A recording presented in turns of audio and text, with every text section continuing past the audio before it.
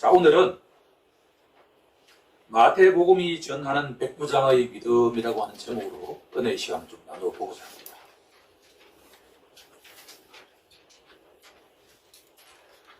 우리나라 지역에서 독립운동가를 가장 많이 배출한 지역이 어디일까요? 정답을 빨리 말해가지고 안동이라고 합니다. 우리 속담에 이런 이야기가 있잖아요. 친애를 하면 3대가 흥하고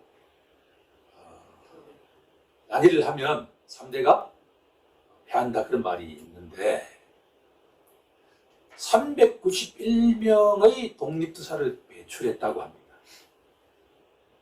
이상용 선생님 같은 경우에는 진짜 만삭적이었는데 그 모든 땅을 다 팔아가지고 독립 자금으로 됐다라는 이야기를 들은 적이 있습니다. 오늘 제가 이렇게 독립투사를 많이 배출한 지역이 어디인가라고 물었던 것은 오늘 본문에 예수님이 들어간 지역이 어디라고 되어 있죠? 가버나움이라고 되어 있죠. 이 가버나움이라고 하는 지역의 뜻은 위로의 마을이라는 의미예요. 로마인들이 많이 거주했던, 특히 로마 병사가 거주했던 지역인데 12사도 가운데 반을 배출한 지역이 있어요. 놀랄 일이죠. 너무나 복된 지역 아닌가요? 넓게 보면 이 가버나움 지역에서 12사도 가운데 6명이 배출이 되었어요. 자, 갈릴리 호수가 이렇게 당시 고대사회에서는 바다처럼 보였던 호수예요. 그 갈릴리 호수에 북쪽으로 쫙 올라가가지고 서쪽에 딱 보면 가버나움이라고 하는 지역이 있어요. 그 뜻이 위로의 마음이죠. 마을.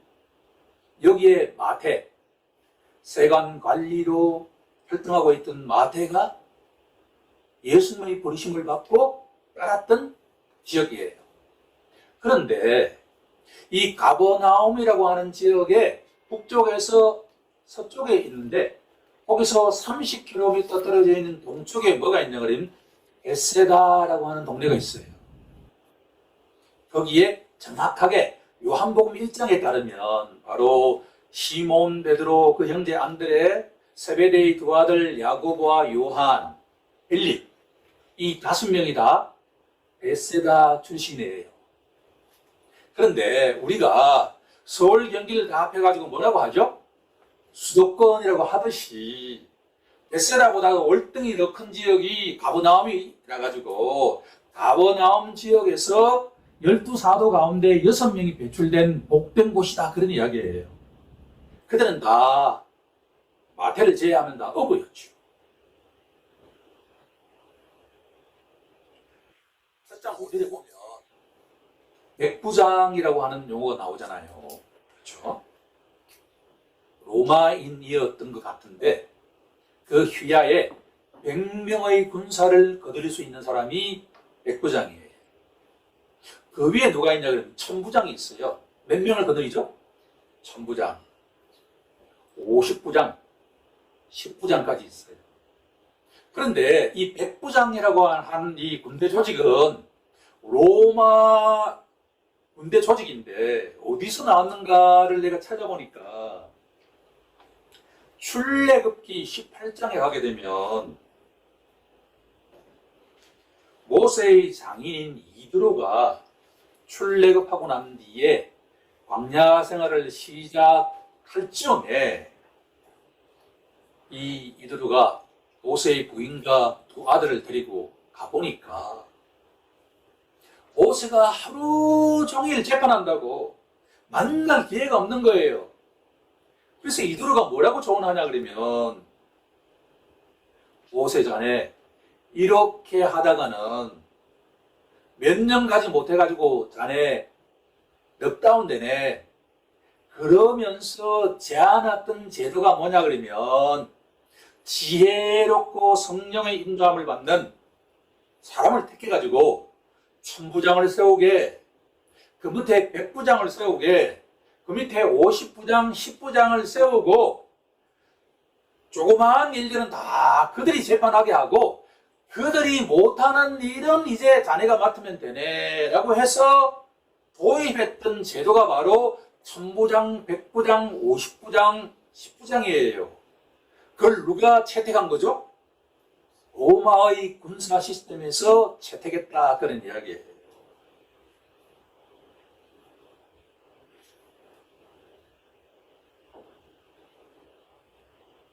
마가복음에는 제자들을 믿음이 없는 자들아 라고 표현하고 있지만 마태복음 뭐라고 표현한다 그랬죠? 믿음이 적다, 믿음이 작은 자들아, 이렇게 표현한단 말이에요. 그런데 유일하게 예수님이 이런 믿음을 본 적이 없다라고 지칭했는 딱 두 사람이 있잖아요. 지난주 누구였죠? 수로보니게 여인, 가나안 여인. 이번 주에 누구죠? 로마인 백부장이에요. 두 사람의 공통점은 뭐죠? 둘 다 뭐예요? 유대인이 아닌 이방인이다. 이방인에게는 구원이 있다, 없다? 없다라고 생각했단 말이에요. 차이가 있다면 수로보니게 사람은 뭐예요? 여자고 로마인은 누구죠? 남자라는 차이가 있지만 공통적으로 이방인이에요. 12사도를 비롯한 모든 유대인들에 대해서는 믿음이 있는데 어떻게 그리 적으냐라고 질책을 하셨는데 이 로마의 백부장에게는 이만한 믿음을 본 적이 없다라고 칭찬을 했단 말이에요. 제가 오늘 이 본문을 채택한 이유는 뭐냐 그러면 우리도 주님으로부터 칭찬받는 믿음의 소유자가 되길 원한다라는 소망이 있기 때문입니다. 우리 또한 이 본문을 통해서 은혜 받고 아버지께서 야, 너 진짜 믿음이 좋구나 라고 칭찬받으며 한 주 살아가는 우리 모두가 되길 간절히 소망합니다. 그러면 왜 백부장의 믿음이 이렇게 칭찬을 받았을까? 저는 세 가지 관점에서 한번 이야기해 보고자 합니다. 동일한 본문이 누가복음과 요한복음에 있지만 요한복음은 왕의 신하의 아들을 고쳐준 사건은 다른 사건 같이 보여요. 누가복음은 동일한 사건이에요. 누가복음 7장 3절에 가게 되면 이런 구절이 나옵니다.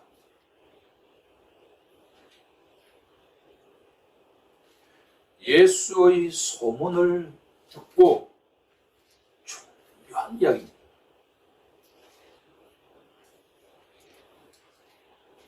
로마인 백부장이 왜 칭찬받는 믿음을 가졌을까라고 하는 출발점은 바로 이 백부장이 어느 순간부터 예수의 소문을 듣기 시작했다라고 하는 거예요.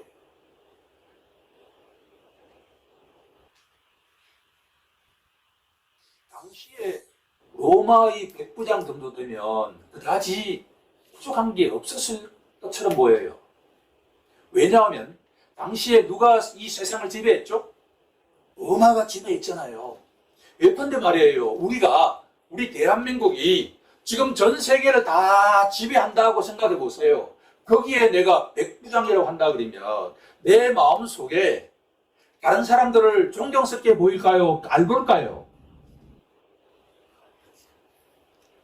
그럴 거 아니에요. 그 말은 뭐냐 그러면 이 백부장의 마음만 먹으면 못할 일이 없을 그와 같은 세상이다, 그런 이야기예요. 그런데 어느 순간부터 이 백부장의 마음 속에 어떤 소문이 자꾸 들려요. 누구에 대한 소문이죠? 예수에 대한 소문이 들리기 시작했다. 이 중요한 이야기단 말이에요. 이 첫 번째 갈로의 정점은 뭐냐 그러면 백부장의 믿음은 주님께 나아오는 믿음이다라고 하는 거예요. 나아오는 믿음. 어떤 소문이 들리냐 그러면 예수님이 어떤 소문이 들으셨지? 라고 생각하기보다는 우리가 성경을 볼 때 성경의 앞과 뒤를 보면 돼요. 본문 앞에 무슨 사건이 배치되어 있죠? 누가 치유받고 있죠? 나병 환자가 치유받는 사건을 기록하고 있단 말이에요. 이 이야기는 백부장이 무슨 소문을 들었다는 이야기예요. 나병을 치유받은 사람이 있다라는 이야기를 들었다라는 이야기지요. 주님이 사랑하시는 성도 여러분, 여러분들은 예수가 한 나병 환자를 깨끗해져라, 말 한마디로 영어로 하면 be clean, 딱 두 글자예요. be clean. 그 말씀을 딱 선포하는 순간에 나병 환자의 나병이 어떻게 됐다는 이야기죠? 고쳐졌다 라는 소문을 들었단 말이에요. 백부장의 마음속에 이게 무슨 귀신 신할 뭐 그런 게 있잖아, 그렇죠? 그렇게 생각했을 것이다 라고 하는 이야기지요. 말이 되냐 말이에요. 2000년 전 고대 사회에서 나병 환자들은 유대인들의 경우에도 공동체에서 어떻게 되었죠? 격리되었단 말이에요. 여러분들 주다 벤허라고 하는 영화를 보았죠? 청년들도 보아야 합니다. 저는 여러 번 보았어요. 이 복음서를 이해하는 데 너무나 중요한 영화예요. 고칠 수 있는 병이에요? 고칠 수 없는 병이에요? 당시에는 불치병이에요.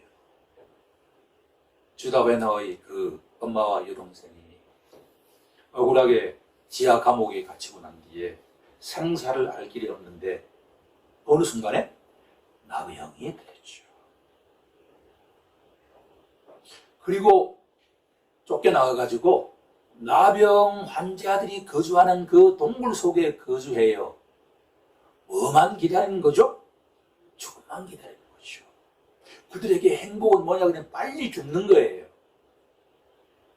그런데 이름도 모르는 나병 환자가 고침받았다라고 하는 것을 들었다는 이야기를 저는 여러분들과 공유하고 싶다는 이야기시요. 이걸 공유하지 못하면 이 이야기는 뭐냐 그러면 교회를 조금 다니고 나면 뭐 그런 이야기시 정도가 돼요. 그런데 이 나병 환자와 백부장의 공통점이 있어요. 당시에 나병이 걸린 사람이 이 한 사람뿐일까요? 수없이 많았을까요? 수없이 많았죠. 그런데 딱 한 사람만 누구 앞에 나왔죠? 예수 앞에 나왔다라고 하는 이야기예요.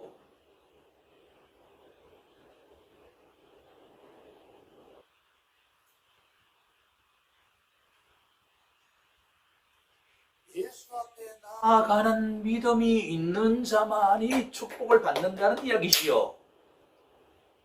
당시에 나병 환자는 수없이 많았지만 예수가 지나간다라는 소식을 수많은 나병 환자가 들었지만 오직 예수 앞에 나아간 자만이 뭘 받았죠? 치유를 받았다라고 하는 거예요.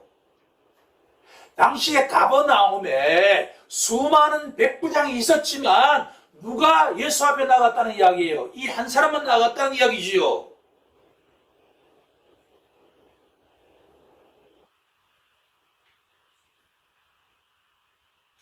예수 앞에 나온 자는 자연스럽게 하게 되는 것이 뭐냐 그러면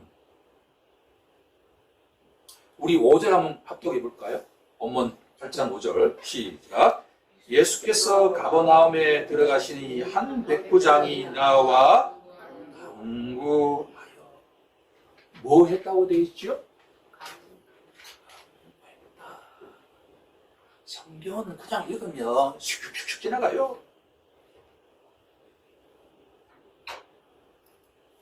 왜 성경이 강구하여 나왔다 하지 않고 나와서 강구했다고 할까요? 순서가 어떤 게 문제죠? 나오지 않은 자는 강구할 수가 없잖아요, 이게.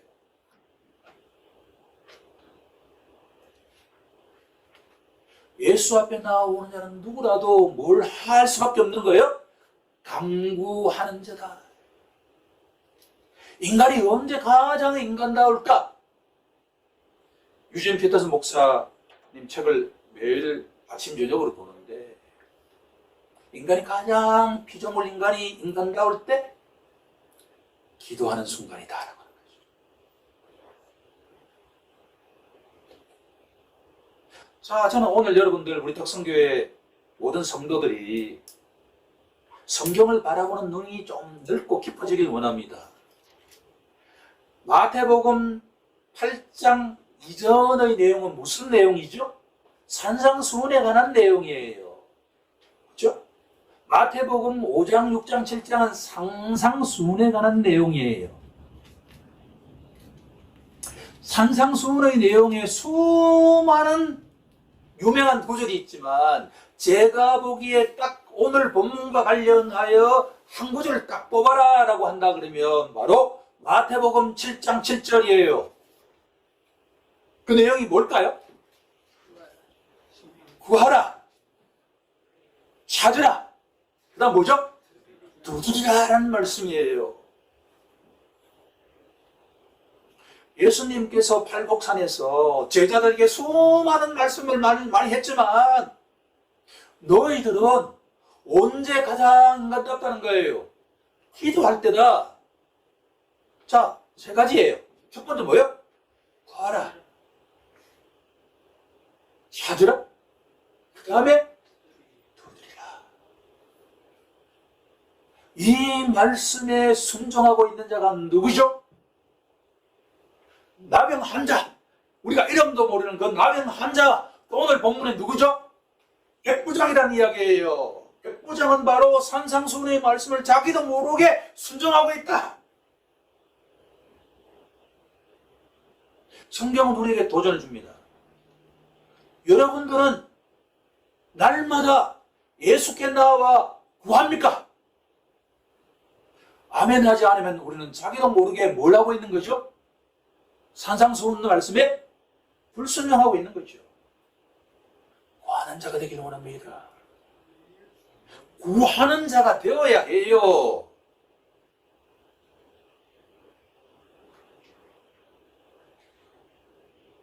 산상수훈의 첫 구절이 무슨 내용이죠? 5장 3절이잖아요. 어떤 사람이 복이 있다? 심령이 가난한 자가 복이 있다. 내용이 쉬워요? 어려워요? 아니, 누가 예수를 잘 모르고 이게 그런 사람이 누군가 우리에게 심령이 가난한 자가 복이 있다는 게 무슨 뜻이에요? 물으면 답하기 쉬워요? 어려워요? 되게 어려운 이야기죠, 이게. 왜 그렇죠? 세상은 어떤 자가 복이 있죠? 부자가, 이게 가진 자가 복이 있죠. 무슨 가난한 자가 복이 있어. 세상의 사고방식과 산상수훈의 사고방식은 완전하게 뭐예요? 180도 반대.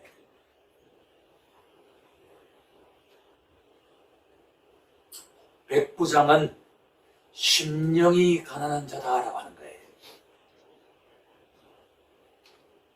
나병 환자는 심령이 가난한 자다는 거예요. 심령이 가난한 자가 왜 복을 받죠? 심령이 가난한 자는 예수 앞에 나가서 뭘 한다는 거죠? 강구하는 자가 되기 때문입니다. 백부장의 마음속에, 생각 속에 어떤 생각이 들어오게 되었냐 그러면 인생을 살아가다가 나이가 몇 살인지 몰라요. 나한테는 그게 중요하지 않아.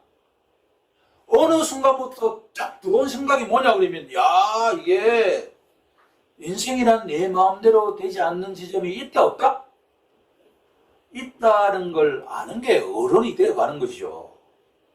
인생은 내 마음대로 되지 않아요. 내가 누군가를 사랑한다, 내가 누군가를 좋아한다 해가지고 결혼할 수 있나 없나요? 없어요. 하나님이 허락하지 않으면 안 돼요.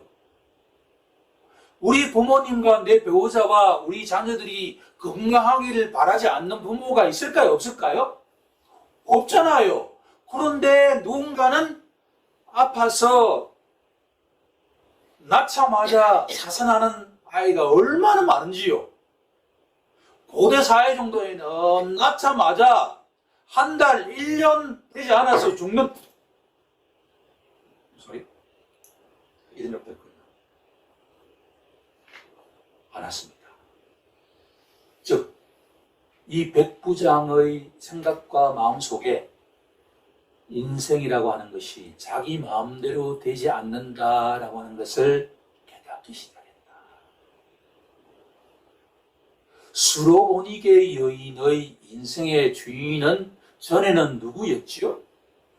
마귀였어요. 마귀가 어떤 존재인지 우리가 이야기할 필요는 없어요. 뭐 그런 존재가 있다. 자, 내가 마음대로 하고 싶은데 하지 못하게 하는 그와 같은 외적 세력이 있다 정도 생각하면 돼요. 그렇죠? 그런데 이 백부장에게는 자기 인생의 주인공이 누구라고 생각했을까요? 저는 로마 황제라고 배워왔죠. 진짜 그래요. 여기 어떤 내용이 나오냐 그러면 백부장이 자기 보아에게 가라. 가요. 너 와라. 이유를 묻지 않는다니까요. 군대 조직에서는 로마의 조직에서는 그럼 가요. 컴 하면 와요. 나중에 되면 뭐냐 그러면 손가락만 하겠죠? 이건 가는 거야? 이건 뭐예요? 오는 거야. 그럼 와요. 아니 왜 그렇게 하냐? 질문하지 않는다니까요. 황제가 이러면 뭐죠? 영화에서 보면 죽이라는 이야기잖아요. 이러면 뭐예요? 살리라는 이야기예요. 생사 여탈권이 누구에게 있죠? 로마 황제에게 있는 거죠. 그런데 이건 엄청난 이야기예요. 로마 백부장의 마음속에 내 인생의 생사 여탈권을 누가 쥐고 있다라고 하는 것을 조금씩 알기 시작했다는 거예요. 황제가 아니다라고 하는 걸 깨닫기 시작했다는 거예요. 이거는 말하는 순간에 어떻게 될 수가 있죠? 죽을 수도 있는, 지도새도 모르게 죽을 수 있는 상황이다. 백부장의 입에서 예수님의 호칭을 뭐라고 하고 있죠? 주여, 로드라고 하는 표현이란 말이에요. 주여. 6절에 이르되, 백부장이 이르되 뭐라고 되어 있죠? 주여. 우리에게는 너무나 익숙한 이야기인데 백부장 로마인의 입술에서 예수를 보고 주여라고 이야기하는 순간에 로마 황제가 주인이란 거예요? 아니란 거예요? 아니다라는 이야기단 말이에요. 이게 뭘 내놔야 되죠? 자기 목숨을 내놔야 된다라는 이야기예요. 백부장이 바보예요? 아니 백부장이 왜 자기 인생에 자기 목숨이 중요하지 않겠냔 말이에요.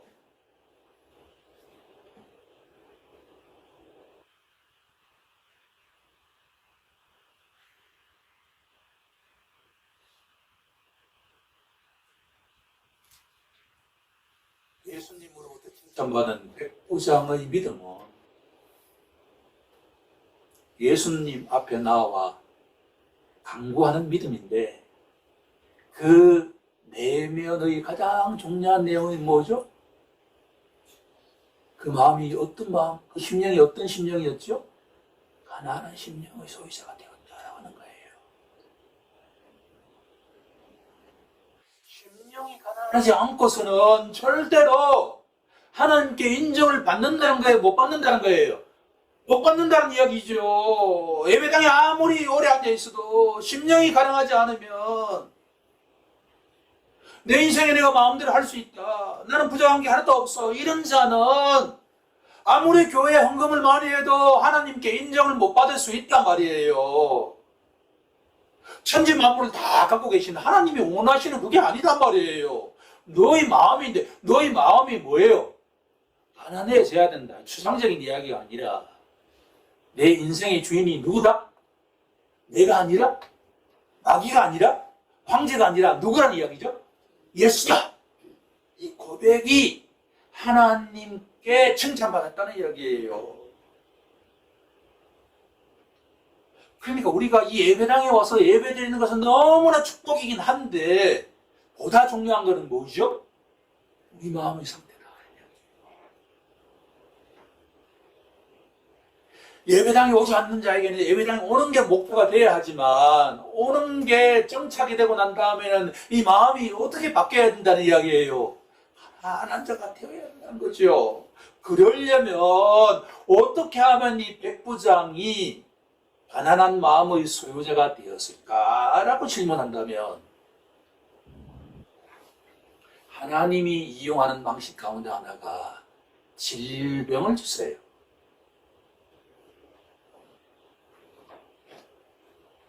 조금 더 부족함이 없이 떵떵거리고 살던 자에게 어느 순간에 탁 질병으로 치실 수가 있다는 이야기지요. 바로 나병을 탁 주세요. 이 사람이 나병에 안 걸렸다 그러면 예수 앞에 나왔을까요? 안 나왔을까요? 보장하지 못합니다. 자비가 풍성하신 하나님께서는 모든 가정에 다 나병을 주시지는 않잖아요. 그렇죠? 하지만 심령이 가난한 자가 되게 하는 방식 가운데 하나가 누군가에는 경제적으로 쫄딱망하게 해. 그런 간증 우리 많이 듣잖아요. 전혀 부족함이 없는 가정에 어느 순간에 사업이 망하기도 쉬워요. 1,000억 가지고 있는 부자인데 사업 잘못 투자하면 그냥 쪽박 찰 수 있는 게 사업이란 말이에요. 그렇게 되면 그 마음이 어떤 마음이 될까요? 가난한 마음이 되죠. 예수를 통해서 나병이 치유받고 새로운 삶을 살게 되었다는 소문을 누군가 듣기 시작하면 그 소문이 이 마음속에 쭉 회오리치기 시작하면 예수가 진짜 그럴까라는 생각을 하고 난 뒤에 어떤 결단을 할 수 있을까요? 예수께 한번 나아가보자. 예수께 간구하자라는 백부장의 상태가 될 수 있다라고 그러죠.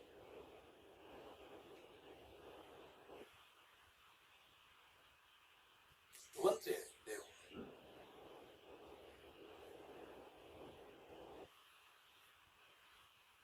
백부장이 칭찬들었던 두 번째의 믿음은 주님의 성품을 믿었다.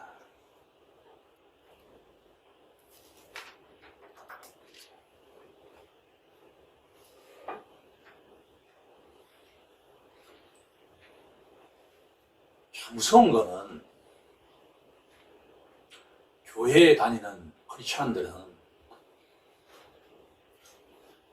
말은 하지 않아도 그 사람을 어떻게 하고 있다라는 이야기죠. 보고 있다라는 이야기입니다. 중요한 이야기. 어떤 가정에 신앙이 들어갈 때 첫 출발은 한 사람부터 시작되는 거잖아요. 룩과 같은 한 사람이 있음으로써 그 가정이 크리스천 패밀리가 되는 거잖아요.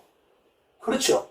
그럴 때 믿지 않는 가족 모든 사람들은 그 교회에 가는 한 사람을 어떻게 하고 있다는 거예요? 보고 있다. 근데 말은 안 하죠. 보고 있어요.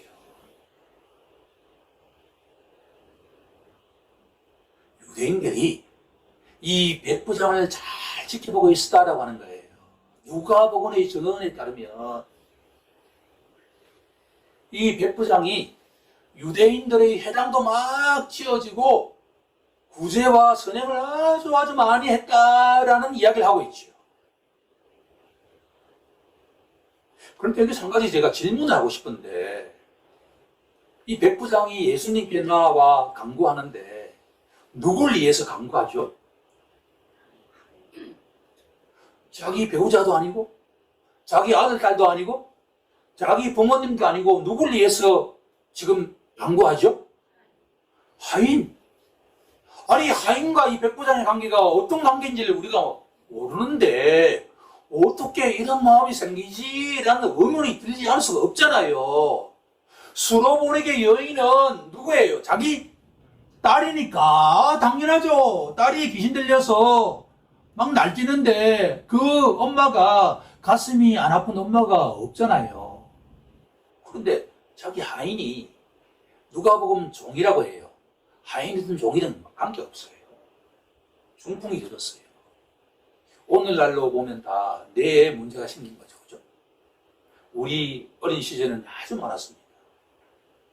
좀 연세가 있는 어른들은 전부 풍이 와가지고 안신불수, 한쪽 발을 못 걸어요. 그러면 지팡이 짚고 이렇게 해가지고 막 얼마나 힘들었을까요? 이 하인이 어느 순간부터 일상적인 생활을 할 수 없을 지경이 되었다. 인간이 언제 가장 수치스럽죠? 대소변을 자기 힘으로 하지 못할 때 인간은 자존감이 팍 떨어집니다. 존 스토트 목사님 책을 보니까 인간은 태어나고 난 뒤에도 엄마에게 대소변을 다 맡겼죠. 나이가 들면 그 누구라도 대소변을 타인에게 맡겨야 되는 존재를 인정해야 된다. 그게 인간이에요. 백부장은 너무나 힘들었을 겁니다. 자기 하인이 사랑하는 하인이겠죠. 평소에 친물이 아주 돈독한 하인이었겠죠. 그렇게 건강했던 친구가 어느 날 풍이어가지고 고생하는데 이 대소변도 받지 못하는 것과 같은 상황이 되었을 때 그 개인의 자존감이 완전하게 무너지지 않았겠느냐는 이야기예요. 그리고 오늘 내일 죽을 지경이 되었다라고 누가복음은 이야기하고 있죠.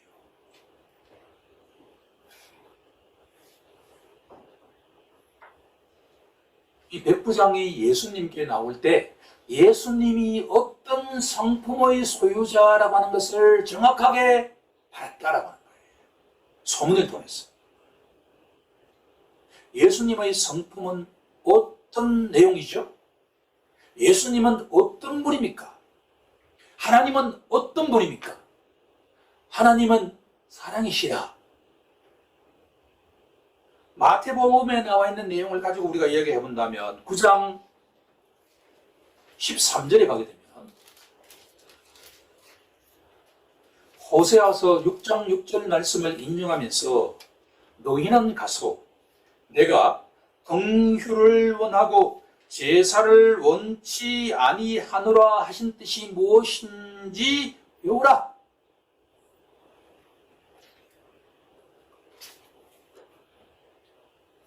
구약의 백성들에게 제사라고 하는 것을 오늘날 신약 백성들에게는 예배예요. 교회 예배에 열심히 참여하는 것은 가장 중요한 내용이지만 보다 중요한 것은 뭐냐 그러면 뭐라는 거죠? 어떤 마음이죠? 긍휼의 마음이에요. 불쌍히 여기는 마음이란 말이에요. 예수님이 왜 이름도 모르는 한 나병 환자를 빅클린 해가지고 고쳐주셨을까? 예수님 마음속에 어떤 마음이 와닿았다는 이야기죠? 그 나병 환자의 마음을 이해하신 거죠. 나병이 걸리는 순간부터 사회적으로 매장되잖아요. 그렇게도 지냈던 가족들도 더 이상 너와 같이 살 수 없어. 쫓아내잖아요. 여러분들 그런 경험이 있나요? 없잖아요, 우리는.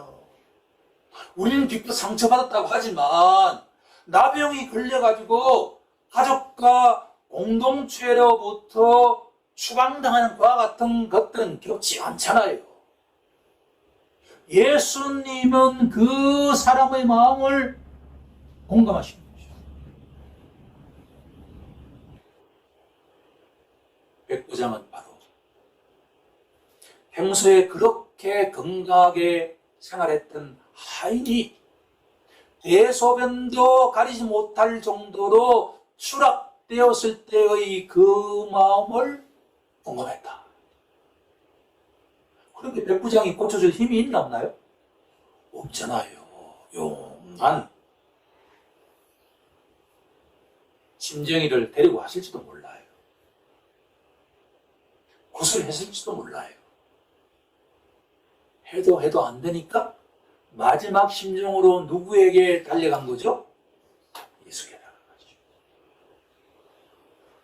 예수님은 분명하게 긍휼의 성품을 가지신 예수님은 나의 하인 또한 편견 없이 나병 환자처럼 고쳐주실 것이다 라고 하는 것을 확신했다는 거죠.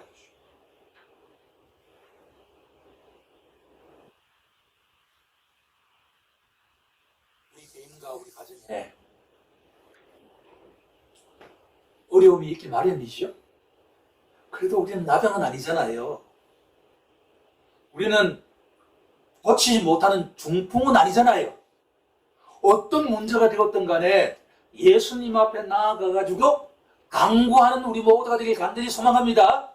세 번째는 자연스럽게 따라나온 것은 뭐냐 그러면 첫 번째 내용이 주님께 나아가서 강구하는 신앙이라고 한다면, 두 번째가 예수님은 긍휼이 풍성하신 분이라는 신앙이라고 한다면, 세 번째 자연스럽게 따라 나오는 신앙이 뭐냐 그러면 치유하는 능력을 믿은 신앙이죠.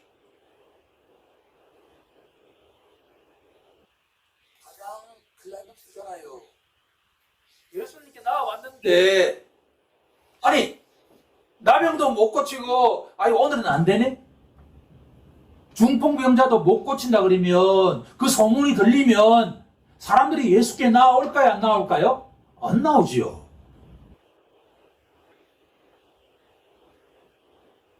백부장은 논리적으로는 몰랐지만 나병 환자를 고칠 수 있는 능력과 성품을 가진 분이라면 내 사랑하는 하인도 충분하게 불쌍히 여겨주시고 고쳐주실 능력이 있다라는 믿음을 가졌다는 거죠. 이 세 가지 믿음이 다 어디 말에 함축되어 있냐 그러면 주여라는 그 말씀 속에 다 함축되어 있다. 우리 다 함께 백부장처럼 편안한 믿음의 소유자가 되길 원합니다. 그래서 예수님께 나아가서 우리가 우리 힘으로 되지 못하는 그 모든 것들을 아려서 온전하게 치유받는 우리 가정과 우리 자녀들이 우리 개인이 될 수 있도록 그렇게 굳건한 믿음의 소유자가 되기를 주 예수 그리스도의 이름으로 간절히 기도드리옵나이다. 자, 함께 기도하겠습니다.